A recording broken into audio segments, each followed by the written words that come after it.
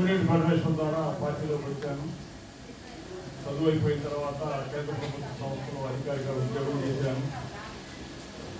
ఉద్యోగం అయిన తర్వాత నాకు చేతనైన సమాజ సేవ చేస్తూ గుర్తులో ఉంటున్నాను. ధన్యవాదాలు. నెక్స్ట్ రాము ఈ సెషన్ ముగిస్తూ తర్వాత సత్కార కార్యక్రమం వాటి గురించి కూడా చెప్తారు. సభకు నమస్కారం. అందరికీ ఆహ్వానం. 1960లో ఒక్కొక్క మనిషికి 100 మంది ఫ్రెండ్స్ ఉండేవాడు. అదే 1990కు చెప్పగల ఒక్కో మనిషికి 5 స్నేహితులు ఉన్నారు.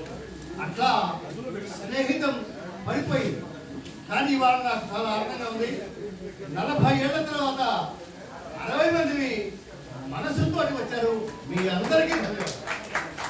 ఇది నిజమైన మిత్రత్వం, ఇది నిజమైన స్నేహం, ఇది నిజమైన బంధం.